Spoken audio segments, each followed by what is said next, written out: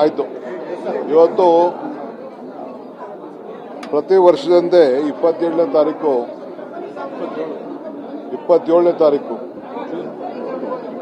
June 27ನೇ ತಾರೀಕು ಕೆಂಪೇಗೌಡ ಆಚರಣೆ ಬಗ್ಗೆ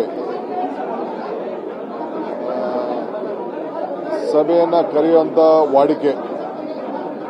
ಯಾವ ರೀತಿ ಮಾಡಬೇಕು, ಏನೇನು ಸಲಹೆಗಳನ್ನು ತೆಗೆದುಕೊಳ್ಬೇಕು ಅಂತೇಳಿ ಎಲ್ಲ ಸಂಘಟನೆಗಳನ್ನ ಕರೆಸಿ ನಾವೆಲ್ಲ ಚರ್ಚೆ ಮಾಡ್ತಾ ಇದ್ದೆವು. ಅದೇ ರೀತಿ ಇವತ್ತು ಕೂಡ ಎಲ್ಲ ಕರೆಸಿ ಚರ್ಚೆ ಮಾಡಿದ್ದೇವೆ. 27ನೇ ತಾರೀಕು ಈ ವರ್ಷ 27ನೇ ತಾರೀಕು 11:30 ಗಂಟೆಗೆ ಕೆಂಪೇಗೌಡ ನಾಡಪ್ರಭು ಕೆಂಪೇಗೌಡ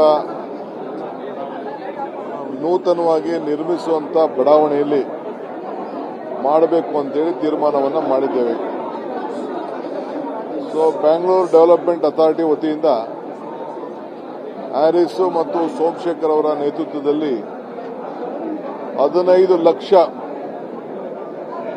ಸಸಿಗಳನ್ನ ಗಿಡಗಳನ್ನ ಅಲ್ಲಿ ನೆಡಬೇಕು ಅಂತೇಳಿ ಬಿಡಿಎ ಅವರು ತೀರ್ಮಾನವನ್ನು ಮಾಡಿದ್ದಾರೆ. ಸೊ ಆ ಕೆಲಸ ಕೂಡ ಅವತ್ತು ನಡೀತದೆ. 5 ಕಡೆಯಿಂದ ಮಾಮೂಲಿ ಗೋಪುರದಿಂದ ತಂಡಗಳು ಬರ್ತದೆ. ಸೊ ಮಾಗಡಿ ತಂಡ ಅವರು ಮಾಮೂಲಿ ಬಾಲಕೃಷ್ಣ ಸ್ಥಳೀಯ ಶಾಸಕರು, ಹುಲಿಯದುರ್ಗ ಕಡೆಯಿಂದ ರಂಗನಾಥ್ ಅವರು, ಸೊ ದೇವನಹಳ್ಳಿ ಕೆಂಪೇಗೌಡ ವಿಮಾನ ನಿಲ್ದಾಣದಲ್ಲಿ ಏನು ಒಂದು ಪುತ್ಥಳಿ ಇದೆ, ಅಲ್ಲಿ ಕಾರ್ಯಕ್ರಮವನ್ನು ನಮ್ಮ KH ಮುನಿಯಪ್ಪನವರು ವಹಿಸ್ತಾರೆ. ಬೆಂಗಳೂರು ನಗರದಲ್ಲಿ ಕೃಷ್ಣ ಬೈರೇಗೌಡರ ಮುಖಂಡತ್ವದಲ್ಲಿ ಇನ್ನು ಕೆಲವು ಪ್ರಿಪರೇಷನ್ಸ್ನೆಲ್ಲ ಅವರು ಮಾಡ್ತಾರೆ. ಒಂದು ಕಡೆ ಸೋಮಶೇಖರ್, ಒಂದು ಕಡೆ ರಾಮಲಿಂಗಾರೆಡ್ಡಿ ಅವರು, ಇನ್ನೊಂದು ಕಡೆ ಹ್ಯಾರಿಸ್ ಅವರು, ಇದು ಜಾರ್ಜ್ ಅವರು, ಇನ್ನೊಂದು ಕಡೆ ಬೈರ್ತಿ ಸುರೇಶ್ ಅವರು ಅದು ಜವಾಬ್ದಾರಿಯನ್ನ ತೆಗೆದುಕೊಳ್ತಾರೆ.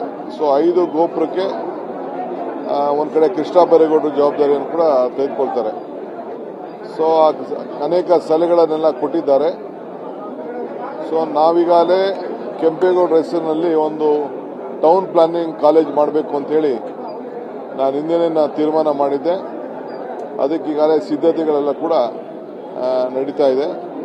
ಪ್ರತಿ ವಿಧಾನಸಭಾ ಕ್ಷೇತ್ರದಲ್ಲೂ ಕೂಡ ಈ ಆಚರಣೆ ನಡೀತದೆ. GBA ವತಿಯಿಂದ ಪ್ರತಿ ವಿಧಾನಸಭಾ ಕ್ಷೇತ್ರದಲ್ಲಿ ಆಚರಣೆಗೆ 1 ಲಕ್ಷ ರೂಪಾಯಿ ಹಣವನ್ನು ಕೂಡ ನಾವು ಬಿಡುಗಡೆ ಮಾಡ್ತಾ ಇದ್ದೀವಿ. ಆಮೇಲೆ ಇಲ್ಲೂ ಕೂಡ ಬೆಂಗಳೂರು ನಗರದಲ್ಲಿ ಅದಾದ ಮೇಲೆ ಮತ್ತೆ ಒಂದೊಂದು ವಾರ್ಡಲ್ಲೂ ಕೂಡ 369 ವಾರ್ಡಲ್ಲೂ ಕೂಡ ಅಲ್ಲೂ ಕೂಡ ಒಂದೊಂದು ಕಾರ್ಯಕ್ರಮವನ್ನು ಅವರಿಗೆ 1 ಲಕ್ಷ ರೂಪಾಯಿ ಕೊಟ್ಬಿಟ್ಟು ಅಲ್ಲೂ ಕೂಡ ಒಂದೊಂದು ಕಾರ್ಯಕ್ರಮವನ್ನು ಅವತ್ತಲ್ಲ ಇನ್ನೊಂದು ದಿನ ನಡೆಸಲಿಕ್ಕೆ ಒಂದು ಟೈಮ್ಗಳನ್ನ ನಿಗದಿ ಮಾಡಿ ಬೆಂಗಳೂರು ನಗರದ ಮಂತ್ರಿಗಳು ಅದಕ್ಕೆ ತೀರ್ಮಾನವನ್ನು ಮಾಡ್ತಾರೆ. ಈ ಒಂದು ಮತ್ತು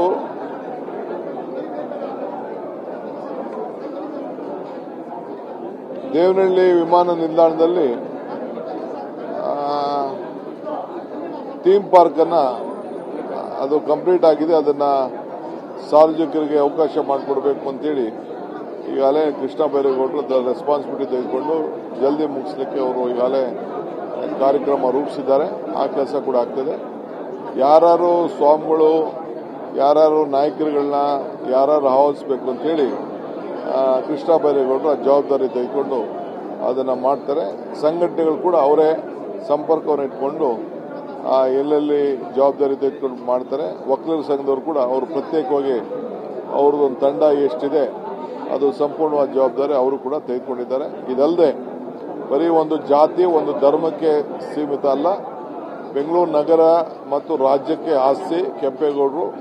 ಸೊ ಎಲ್ಲ ಜಾತಿ, ಎಲ್ಲ ಧರ್ಮ, ಎಲ್ಲ ವರ್ಗ, ಎಲ್ಲ ಸಂಘಟನೆಯವರು ಸೇರಿ ಈ ಕಾರ್ಯಕ್ರಮ ಮಾಡಬೇಕು ಅಂತೇಳಿ ಎಲ್ಲರೂ ಕೂಡ ಸಲಹೆ ಕೊಟ್ಟಿದ್ದಾರೆ. ಆ ರೀತಿ ಅವರು ಮಾಡ್ತಾರೆ. ಮುಂದಕ್ಕೆ ಕೃಷ್ಣ ಬೈರೇಗೌಡರು ಮತ್ತು ಸ್ಥಳೀಯ ಮಂತ್ರಿಗಳು, ಶಾಸಕರು, ಎಲ್ಲ ಶಾಸಕರು ಕೂಡ ಇಲ್ಲಿ ಆಹ್ವಾನಿಸ್ತೀವಿ. ಅವರೇ ಜವಾಬ್ದಾರಿ ತೆಗೆದುಕೊಳ್ತಾರೆ. ಆ ಸಂಘಟನೆಯನ್ನು ಅವರು ಮುಂದುವರಿಸ್ತಾರೆ. ಈಗ CLPಗೆ ಹೋಗ್ತಾ ಇದ್ದೀನಿ. ತಾವು ನನಗೆ ಬಿಟ್ಟ ತಕ್ಷಣ CLP ಗೆ ಹೋಗ್ತೀನಿ. ಸರ್ ಈಗ ಸರ್